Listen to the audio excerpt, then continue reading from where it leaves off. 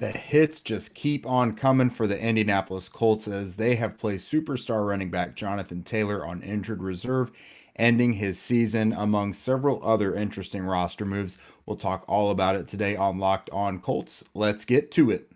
You are Locked On Colts, your daily Indianapolis Colts podcast. Part of the Locked On Podcast Network, your team every day.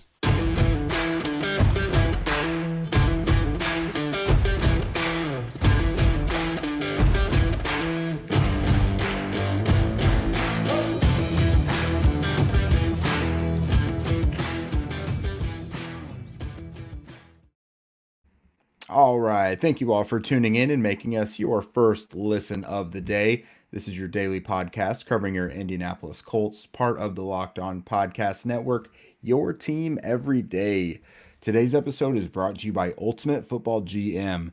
To download the game, just visit ultimate-gm.com or look it up in your app stores. Our listeners get a 100% free boost to their franchise when using the promo Locked On in the game store. This is Jake Arthur riding Han Solo today. No Zach with us. We're going to talk all about this Jonathan Taylor situation, him landing on IR. Kind of reflect on his season, the disappointing one that it's been, along with the Colts as an entirety, and what him landing on IR means for the team moving forward in these last three games. So just to kind of paint a picture here, him going to IR was one of several moves made all at once. Along with him on IR, the Colts also signed linebacker Cameron McGrone off of the New England Patriots practice squad. They elevated Jordan Wilkins to the active roster from the practice squad, signed tight end Dominique Daphne and running back Aaron Shampkin to the practice squad. And interestingly enough, they waived defensive end Ifeadi Odenigbo. We'll get to that last one more in depth in our final segment here in a bit. Outside of Taylor and Odenigbo, there's really not much to write home about with these moves. McGrone is obviously intriguing because the Colts felt compelled enough to bring him in off of another team's practice squad.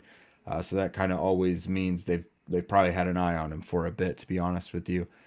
At the linebacker position, he's not likely to really see much action in these last few games.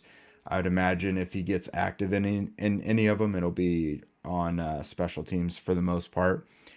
He is actually an Indy native from Lawrence Central High School. For any of you listening who are familiar with that, kind of a fun little tidbit. Daphne also has some Indiana ties as he came to the NFL a couple years ago out of Indiana State. He does have several games worth of experience with the Packers. Again, probably not going to have much of a role with the Colts, if anything, outside of special teams. A couple of these kind of felt like the Colts getting ahead of making reserve and future deals at the end of the season. Maybe that's a couple guys they had their eyes on, pulling them in now with a few games left just to get ahead of it. So that's bringing in new guys to the active roster for the most part with this little time left in the season. That's kind of the vibe I'm getting there. As for Wilkins, he's going to join Zach Moss and Deion Jackson in the backfield. The Colts could have elevated Devontae Price. That's a guy they've had all offseason with them. Jake Funk as well. That's a guy they brought in somewhat recently. But the Colts are just kind of, we've really been able to tell, especially this season, they're kind of like that guy that goes to every restaurant and gets chicken tenders every time. They want the safe bet. They want what they are familiar with. That's just absolutely what they're ringing the bell on this year, bringing Wilkins back in the first place, which I'm not against, but they're at this juncture in the season, why not give some of the younger guys a shot? Yeah, I don't know. I don't think any of us truly know what all's brewing back there at all times right now. But before we move on, we're going to get into the Jonathan Taylor situation here in a second. But first, I actually want to make sure that I tell you guys about one of our new partners and sponsors of today's show, and that's the mobile GM game, or the mobile game Ultimate Football GM. If you guys have ever wanted to be a GM, fantasy nerds just like me out there, of course you do, and maybe you don't like a certain product that a monopolized NFL game is putting out there, franchise mode gets a lot of complaints all the time. this game is probably for you. It's at least worth a look on your part. You can hire the right coaches and coordinators, trade players, make draft picks, navigate your franchise through free agency, and all the ups and downs of going through a season. Really, as Colts fans, I think you guys are a perfect audience for this. Over these last few years, plenty of questionable things from the ownership standpoint, the football operations, all of it. It's your chance to right those wrongs and do what you think is the right thing. Our listeners here at Locked On Colts get a 100% free boost to their franchise when using the promo code Locked On in all caps in the game store. That's Locked On in all caps. So make sure to check it out today. To download the game, just visit ultimate-gm.com or look it up on the App Store. That's ultimate-gm.com. It's free wherever you get your mobile games. Ultimate Football GM. Start your dynasty today. This episode is also brought to you by Audible. Audible is releasing a slate of new football podcasts that we're sure you guys are going to love. That's why you'll be able to find an episode from The League available as a bonus episode of on Locked On NFL. It's narrated by Super Bowl champion and legendary smack talker Richard Sherman and sports broadcaster and rising star Taylor Rooks. The League is an 8-part docuseries about the most bizarre, inspirational, and unlikely stories connected to America's favorite sport, pro football. Each story offers equal parts history, entertainment, and social commentary. Head over to Locked On NFL for a bonus episode of The League or catch the full series wherever you get your podcasts. Available now. Audible. Get in the game. Okay, so Jonathan Taylor landing on IR. Personally, I think it's a smart move to shut him down. So he aggravated this right ankle, high ankle sprain against the Vikings. He's dealt with it throughout much of the year. He's aggravated it 2 or 3 times at this point. He's only been able to play in 11 of their 14 games. Even in the games he has played, he's still been on the practice, on the injury report for most of them. So it's something he's battled through throughout the year. It's obviously an injury that has stayed vulnerable if it keeps being aggravated. So this is a lost season. There's nothing to play for. He's one of those guys that is going to try to play through everything. He takes great care of his body, so that probably makes him think he can test things a little more. So kind of a matter of protecting him from himself at this point. There's no point in risking further damage. Just let this guy heal up, get ready for next year. Overall, this has just kind of been the cherry on top of his season. Between adjusting to the ever-changing offensive line throughout the first half of the season, all those new lineup changes, and the ankle, he obviously has not lived up to expectations. It's unfortunate because he honestly was looking better lately. We're kind of starting to see those longer runs we got accustomed to seeing to last year. But, he had 10 games with 100 yards or more rushing last year when he led the league overall, just 2 this year.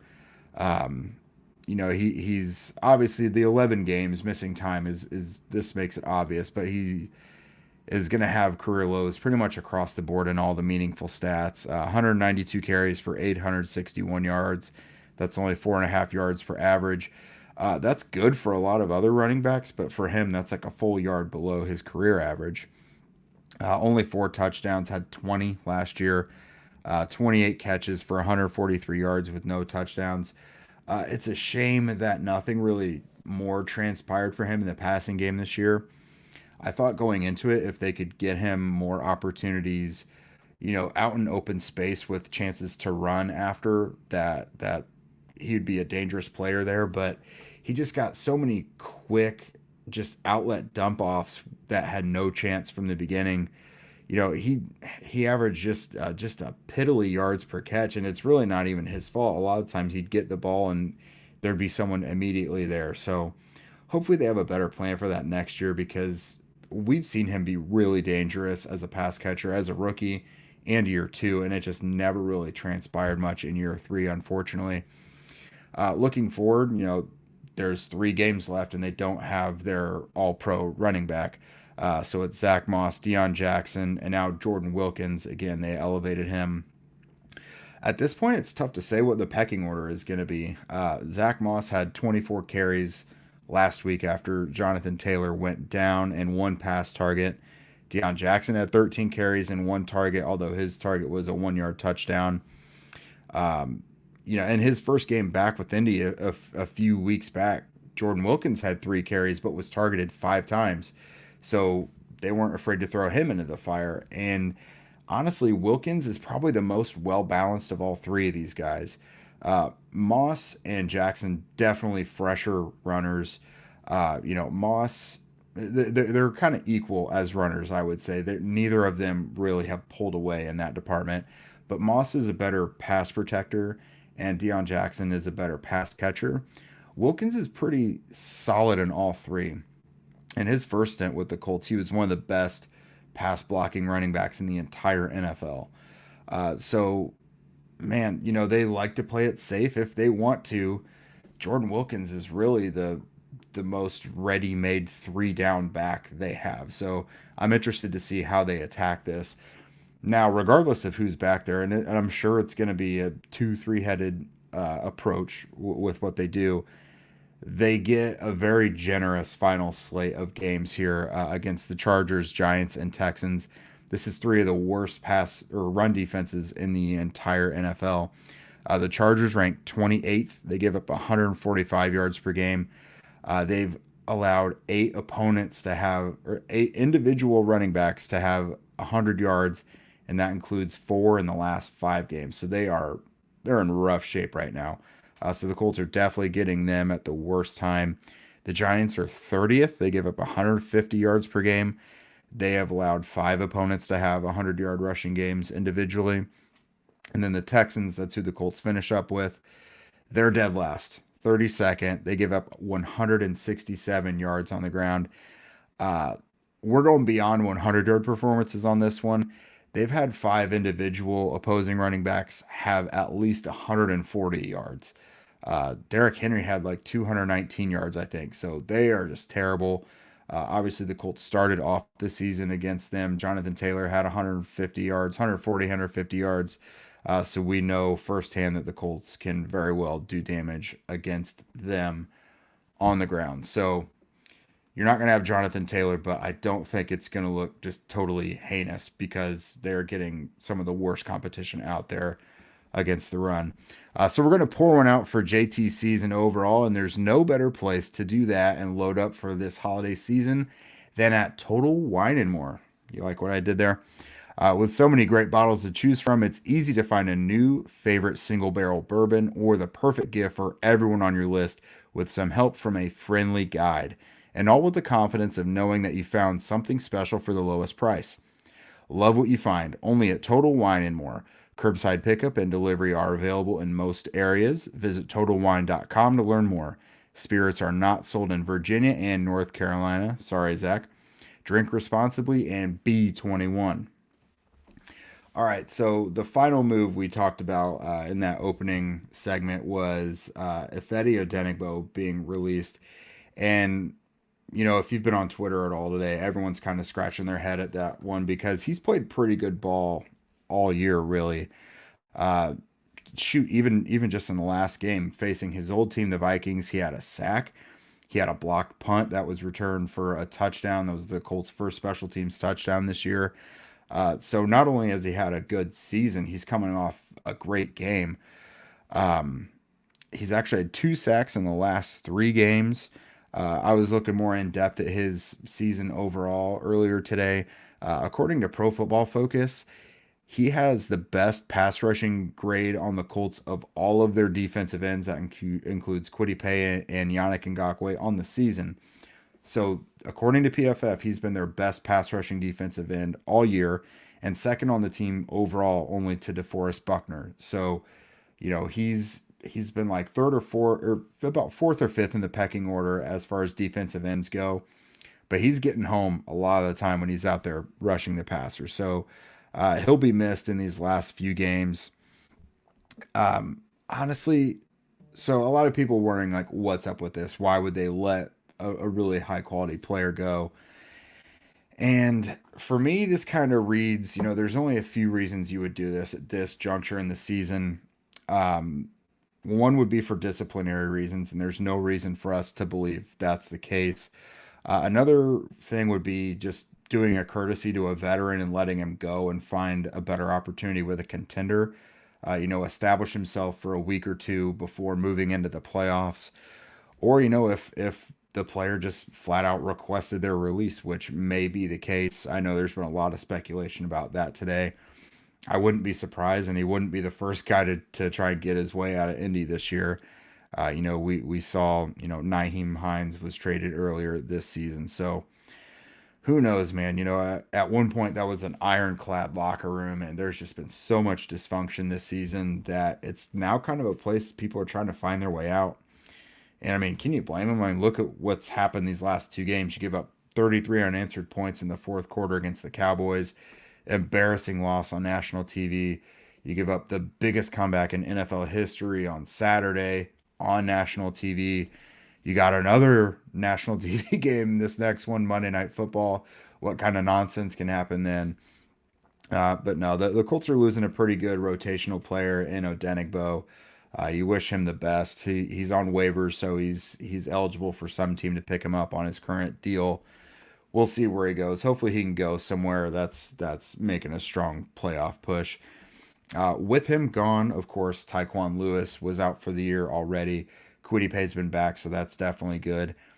You're really looking at Dio Dangbo, who's been playing a lot lately, and he's been looking awesome. Just coming off of a career game, had a great game, just like Odenigbo against the Vikings with a couple of sacks and some chase downs of Kirk Cousins running up in the pocket. Ben Bandigu might get a little play. I don't know. He's been inactive for a lot of time this year. Khalid Kareem was a guy they picked up a couple weeks ago. He honestly fits more of the Ifeadi Odenigbo role than someone like Bandigu does. Bandigu is more just like a Leo. So I don't think it affects Dio too much because he already was playing a lot. He'll maybe get a few extra snaps. Really, I would expect it to be more Khalid Kareem that we see rather than Ben Bandigu, just based on the type of roles that they play, body types, ability to stop the run, things like that. So that's a couple things I would look for in these last few games after Odenigbo goes down.